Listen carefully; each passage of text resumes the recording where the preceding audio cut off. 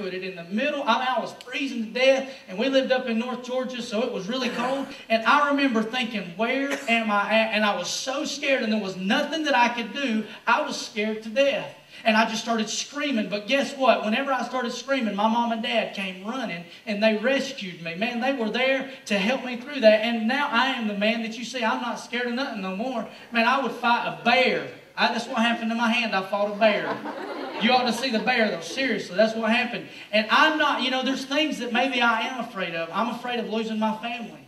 I'm afraid that one day I'm going to wake up, and you know what? I'm afraid that I would wake up and my wife be gone. I used to be afraid that I would wake up and my wife be gone, and I would be like, oh my gosh, the rapture happened and I got left. Man, but I've got that settled in my heart now, and I know where I stand with the Lord. But there's days that, man, I freak out and I get pretty scared. Anybody seen that movie, Exorcism of Emily Rose? I came this close to peeing on myself saying that movie. I'm not kidding with you. I was watching it, and when she did that thing where her body locks up, this is God's honest truth.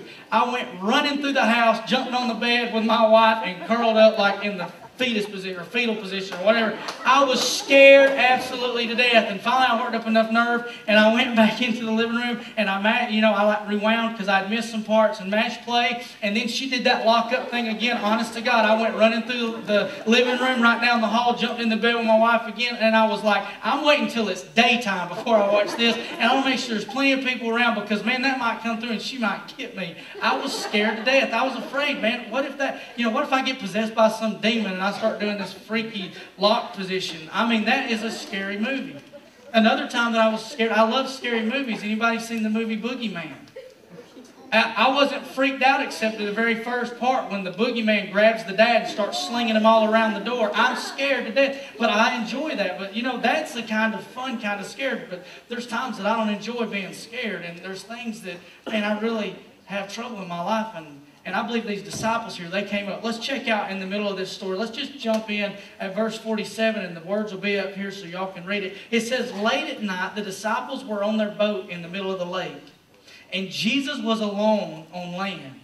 Now, the reason why Jesus was alone on land is because Jesus was praying. I want to tell you, every one of us, we need to have a time in our day when we get alone, when we get by ourselves, where we don't have our phones, we don't have our Xbox or our PlayStation, but where we get alone and we just decide, I'm going to spend some time alone with God. Ladies, you need to work it out with your husband. Well, he'll watch the kids for about 15 minutes during the day where you can get alone with God. Men, you need to make sure that you do your house chores and do all your goody-goody things for your wife so that she'll give you 15 minutes alone so that you can go in there and you can get alone with God. But Jesus was alone. He even knew that he needed time. And since he's God, I guess he needed to be alone by himself. But he says in verse 48, he saw that they were in serious trouble, so he was watching his disciples. It says, rowing hard and struggling against the winds and the waves, and about 3 o'clock in the morning, Jesus came toward them walking on the water. He intended to go past them, but when they saw him walking on water, they cried out in terror, thinking that he was a ghost. They were all terrified and they saw him, but Jesus spoke to him. Don't be afraid, he said. Take good courage. I am here. Now, why in the world, in the middle, let's just kind of catch the pictures. The disciples, Jesus had said, I want you to get in that boat and I want you to go over to the other side. I want you to go to Bethsaida and I want you to just, get in your boat and just go on and I'll catch up with you cats later. I don't know what they were thinking, but they left Jesus on land and they take off across, and all of a sudden, in the middle of the night, 3 o'clock in the morning, this huge storm comes, a physical storm comes up and starts rocking their boat back and forth, and they're all freaking out, wigging out, and then they see a ghost walking on top of the water, just kind of walking on the water, and they start to freak out, and then all of a sudden, this ghost looks at them and says, don't be afraid, it's me, I'm Jesus. And why would Jesus ask them, why would Jesus say, don't be afraid? I mean, it seems like these are experienced fishermen, matter of fact, expert fishermen. They do this for a living, and I think that they kind of know what kind of storm will tear their boat up and sink their ship. So they're sitting here and they're thinking, we're going under. And Jesus says, don't be afraid. And when I'm reading this scripture, I'm thinking, why would Jesus tell us not to be afraid? Why in the world? I think this, because he's greater than any storm that we could ever face. Jesus is greater than any storm. The Lord never once looked at that storm and said, well, I think I might be able to make it quit. I think I can whip it. I think that I can stop it. No, he knew that he could stop that storm. Because he's Jesus. See, one thing that we have to remember is when Jesus says, don't be afraid, take courage. Listen, it was because he was bigger than the storm. Do you understand that that storm was under his feet? There's nothing that you can go through that Jesus is not bigger than.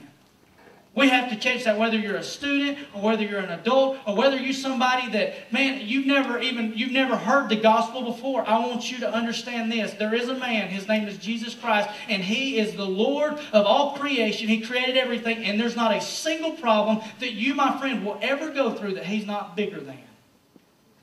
Whether it's a country crisis, whether it's war, or whether it's just a matter of fact that you just got some poison ivy on parts of your body and you're just scratching, there's no problem that God is not bigger than. When we're all out in the storms, we have to realize that he's greater than the storms. Jesus was walking on the very thing that brought these disciples fear. Look at verse 48. It says, he saw they were in serious trouble, rowing hard and struggling against the winds and the waves. About 3 o'clock in the morning, Jesus came towards them walking on water. He was walking on the problem. But then not only is he greater than the storm, this is why we can trust in him. And this is why Jesus said, don't be afraid. Because the storm has a purpose or a plan. Jesus has a purpose or a plan for the storm in your life.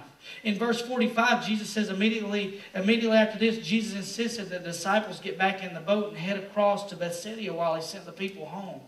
Do you think that Jesus even thought, hey, I'm going to send my disciples, and then all of a sudden it just occurred to Jesus, well, there's going to be a storm. See, Jesus isn't like the weatherman. And here's the way that the weatherman on TV works. He'll say there's a 50% chance of rain. In other words, he's in the good if it does, or if it doesn't rain, he's right. There's a 50% chance. But the way that the weathermen get their statistics is they say, you know, the last time the conditions were like this is what happened. Jesus didn't have to look at the sky and say, well, you know, the last time conditions were like this, I thought there was going to be a storm, but there really wasn't. No, when Jesus looked at it, he knew that there was going to be a storm. He knew that there was going to be something significant that was really going to freak these disciples out. But Jesus wanted to teach them a lesson. He wanted to teach them that there's a plan and a purpose for this storm in their life. Listen, if there's a storm or a trial that comes in your life or my life, if there's something that you're having to deal with, listen, guys, God has a purpose and a plan for that thing. We may not understand it. We may not even understand even the slightest little bit why there's this thing going on, but there's always a purpose and a plan for it. The Bible says that all things work together for good to them who love God and that are called according to his purpose. So he dealt with their fears. And the way he dealt with their fears and told them not to be afraid because the Lord's bigger than the storms we face and because the Lord has a purpose and a plan in the storm we face. But then here's another reason he said to not be afraid because of this. Storms come and storms go. Storms will come and storms go. Mark chapter 6 says this. It says, then he climbed in the boat and the wind stopped. And they were totally amazed. We're going to face severe storms every now and then in our life. But storms didn't come to stay. They came to pass. They came to pass. They came to go. Never forget that the storm that you're in today may cease tomorrow. Never forget that the storm that you're in today didn't come to stay, but it came to pass. So he dealt with their fear. But number two, he dealt with their faith. In Mark chapter 6, verse 50, I didn't put this up there, but you can listen to it. He says, I am here. You know, you can take some guys and you can think, man, that's a pretty tough guy. But you can take some of the roughest, meanest looking men that you've ever seen in the world and put them in the dark and they will cry like a baby.